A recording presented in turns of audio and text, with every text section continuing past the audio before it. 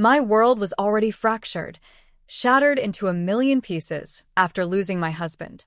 But nothing could have prepared me for the moment my own sister, pregnant and beaming, stood up at her baby shower and declared that my dead husband was the father of her baby. And then, as if that wasn't enough, she had the audacity to demand half of everything he left me. What in God's name would you do? Life has a way of changing in an instant, doesn't it? 1 minute, you're 32, happily married, planning your future together. The next, you're a widow, numbly sorting through cremation options because your husband's body was too damaged for an open casket. That was me just 6 months ago. My husband, James, gone in a horrific car accident. I was drowning in grief, utterly lost, struggling to find my footing in this new, terrifying reality. The first few weeks were a blur. Funeral arrangements, endless, well-meaning but draining phone calls, sleepless nights haunted by memories and what-ifs. Honestly, if my parents hadn't stepped in to handle most of the funeral details, I don't know how I would have managed. "Karen, honey, we've arranged everything," Mom had said, her voice softer than I'd ever heard it. "You just focus on yourself right now." A support group for people who lost loved ones became my lifeline. Every Tuesday evening, I'd sit in a circle with others who truly understood the hollow ache in my chest. Some days are harder than others. I'd share during one session, my voice barely above a whisper. Sometimes I wake up and, for a split second, I forget he's gone. Maria, who'd lost her husband 2 years prior, reached over and squeezed my hand. "That's normal, sweetie. The grief, it comes in waves." As the months crawled by, I started dealing with the practical matters. James had left me surprisingly well off. Our house in the suburbs, an apartment downtown, and a substantial bank account. I could have quit my job at the marketing firm, but the thought of sitting alone in our empty house all day made my skin crawl. So I switched to part-time, just enough to keep my mind occupied, to give me a reason to get out of bed. The most surprising shift was in my relationship with my parents. Growing up, I'd always felt like an afterthought compared to my younger sister, Sarah. They never missed her dance recitals or school plays, while my academic achievements barely warranted a congratulations. But after James's death, something shifted. When they asked if I could help them out financially with a monthly transfer of $1,500, I agreed without a second thought. The weekly dinners at their house became a comforting routine. Mom would cook her famous pot roast, Dad would pour the wine, and we'd talk about everything and nothing. For the first time in my life, I felt like I had their full, undivided attention. "Karen, tell us more about that new project you're working on," Dad would say, genuinely interested in my work for once.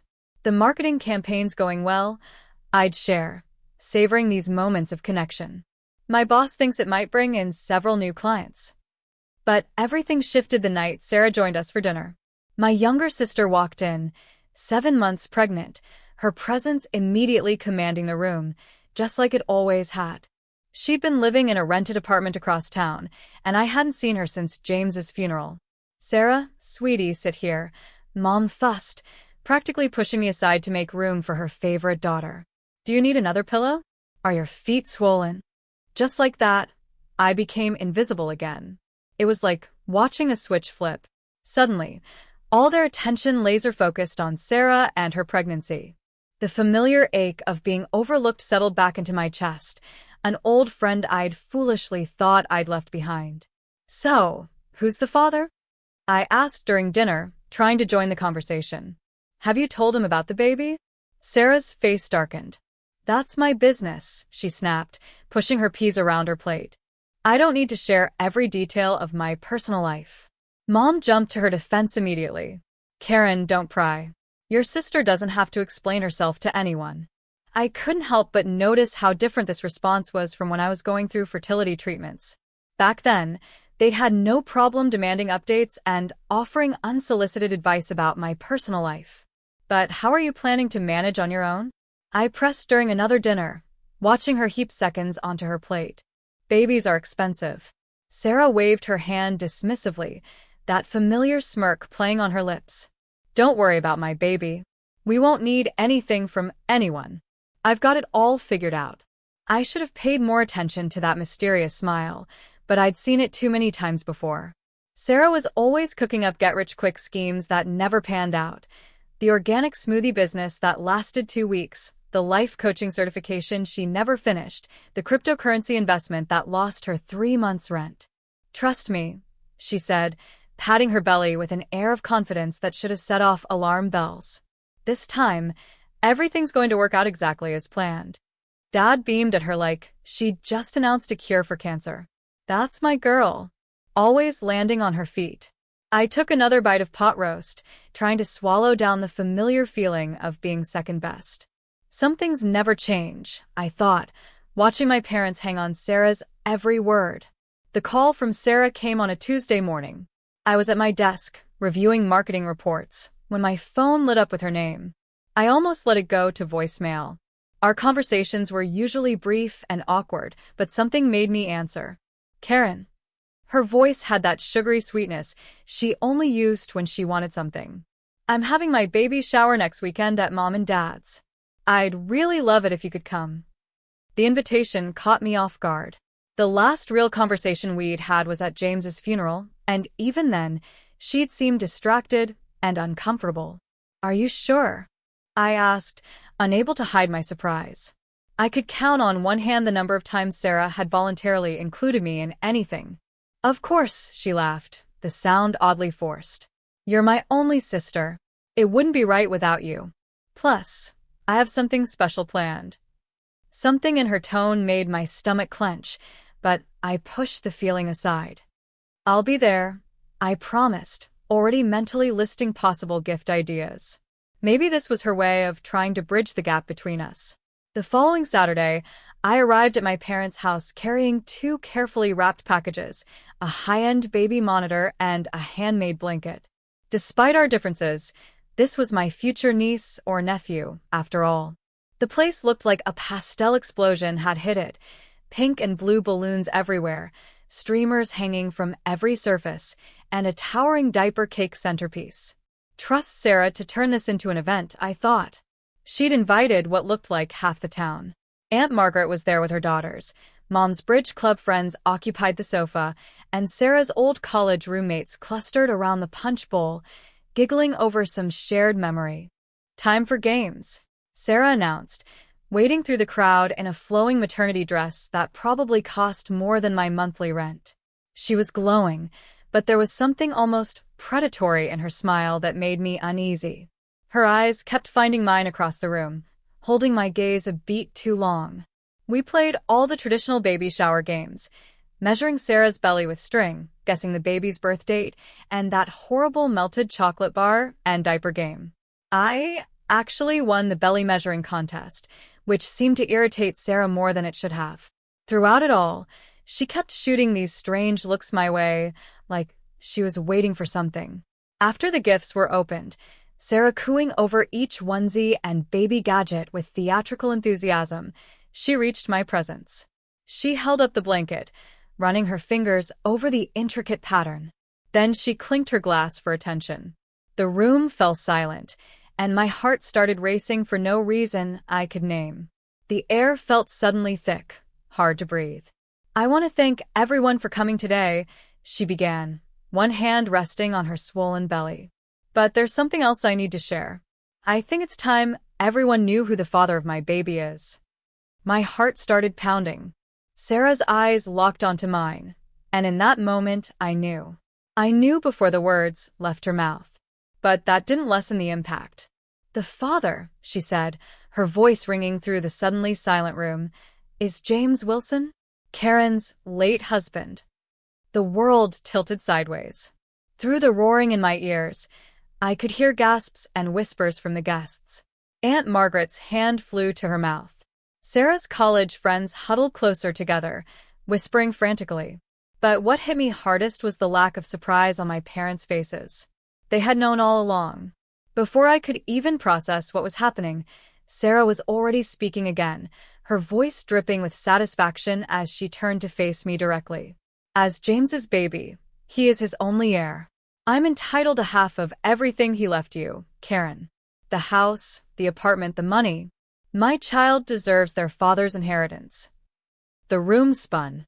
I gripped the back of a chair to steady myself. But then Mom and Dad stepped forward, flanking Sarah like bodyguards.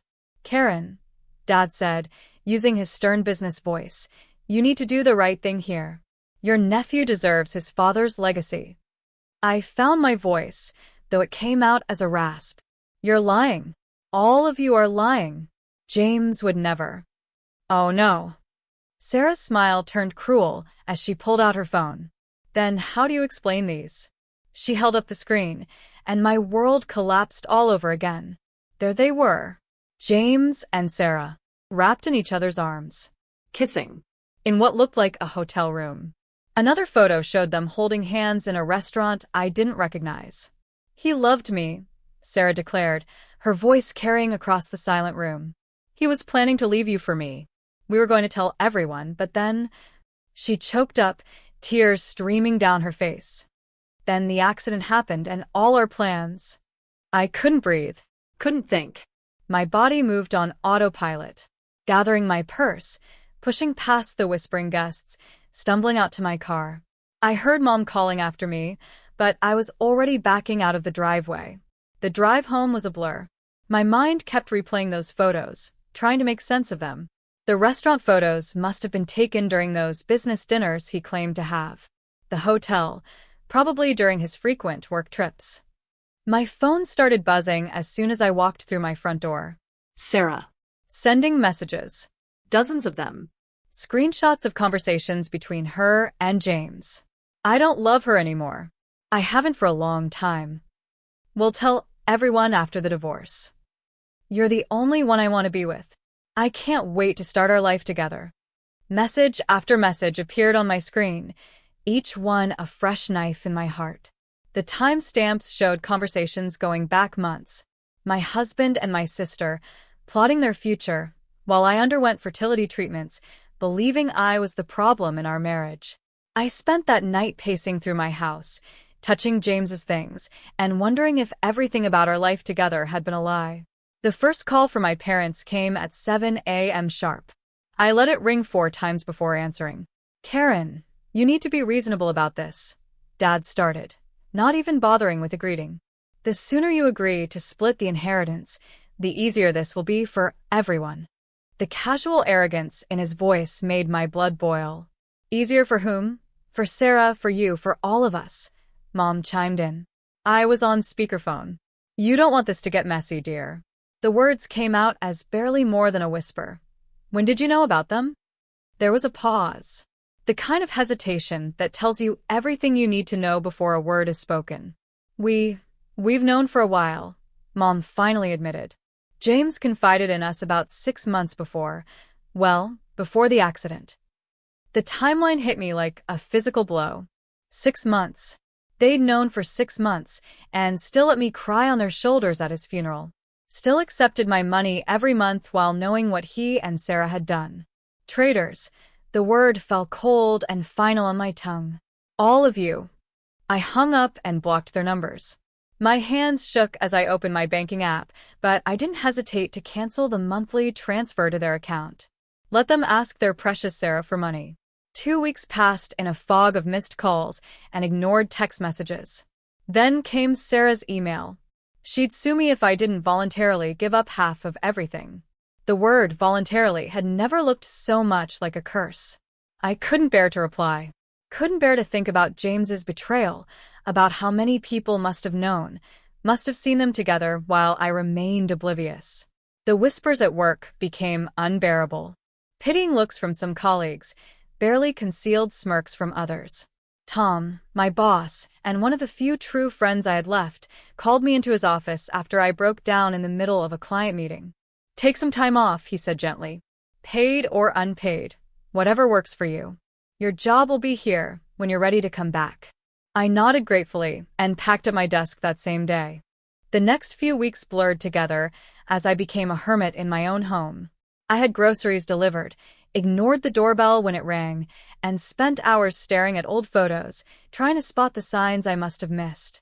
Every happy memory now felt like a mockery. every moment of our marriage tainted by the knowledge that he had been living a double life with my own sister.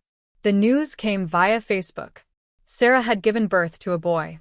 The photo showed her beaming in a hospital bed, our parents hovering proudly over their new grandson. The baby was wrapped in the cream-colored blanket I had knitted for the shower, which felt like a deliberate jab. I closed the app before I could read the comments, but not before noticing she'd named him James Jr. A week later, the court summons arrived in a thick manila envelope. My hands trembled as I opened it, already knowing what I'd find inside. Sarah was suing for half of everything James had left me, claiming her son's right to his father's inheritance. The legal language was cold and precise, laying out her demands in stark black and white. She wanted the house, half the money, and partial ownership of the downtown apartment. I spent 3 days researching lawyers before settling on Richard Martinez, who came highly recommended for handling complex inheritance cases. "Miss Wilson," he said, shuffling through the papers on his desk, his expression carefully neutral. "I have to be honest with you. Your sister has compelling evidence of a long-term relationship with your late husband. Text messages, photos, witness statements, including your own parents." He paused, adjusting his wire-rimmed glasses. In inheritance cases like this, proof of an intimate relationship combined with a biological child, well, the courts tend to be sympathetic. I was still processing this devastating news when my phone rang that evening. Unknown number. "Hello, is this Karen Wilson?" A woman's voice. Unfamiliar, but somehow striking a chord of recognition. Something in the cadence, the tone, made my heart skip. "I'm Elizabeth Parker, James's mother." The world tilted sideways. I gripped the kitchen counter for support. "That's impossible," I whispered. "James was an orphan. He told me his parents died when he was young." Another one of his lies, I'm afraid. Her voice was bitter, but not unkind. "Would you be willing to meet with me? There are things you need to know. Things that might help you." We arranged to meet at a small cafe downtown the next morning. Neutral ground. I arrived early, my stomach in knots, ordered a coffee I couldn't drink, and nearly dropped the cup when she walked in. The resemblance was uncanny. James had her eyes, her smile, even the way she carried herself. She moved with the same fluid grace I'd always admired in him. "I was at the funeral," she said after we'd settled into a corner booth, far from curious ears. Back row. Black dress and veil. I couldn't bring myself to approach you then. James and I hadn't spoken in years. I remembered her suddenly. The solitary figure who'd slipped out before the service ended.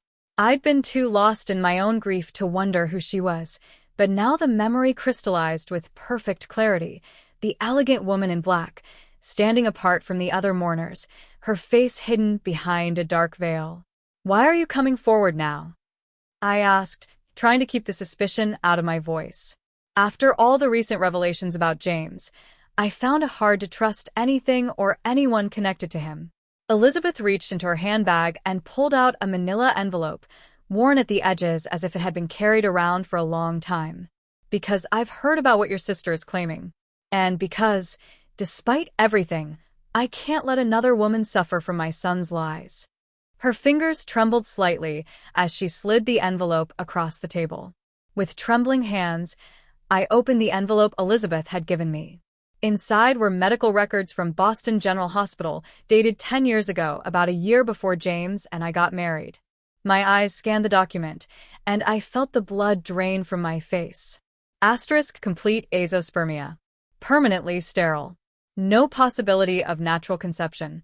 Asterisk the clinical terms jumped out at me, each one a fresh blow. James had these tests done when he was 25, Elizabeth explained softly. He was devastated by the results. It was one of the last things we discussed before our falling out. I couldn't speak. All those years of fertility treatments, the endless doctor's appointments, the hormone injections, the tears and self-blame. It had all been a cruel charade. The courtroom was packed on the day of the hearing. Sarah sat in the front row, cradling baby James Jr., while our parents flanked her protectively. She dressed the part of the grieving, almost widow perfectly, demure black dress, minimal makeup, a practiced look of sorrow. When she took the stand, she played to the gallery masterfully, tears glistening in her eyes as she described her great love with James. "All I want is what's fair for my son," she declared, her voice breaking. "He deserves his father's legacy." My lawyer, Mr. Martinez, waited until she'd finished her performance before he spoke. "Your Honor, I'd like to submit evidence that proves Miss Thompson's entire claim is fraudulent." He approached the bench with the hospital records. The judge reviewed the documents, her expression unchanging. Sarah's lawyer jumped up, objecting about chain of custody and document authenticity. Sarah's composure cracked. "Those documents are fake," she shrieked, clutching the baby closer. "She forged them to steal my baby's inheritance." "Your Honor," Mr. Martinez continued calmly, "given these medical records show Mr. Wilson was sterile, we request a DNA test to establish paternity."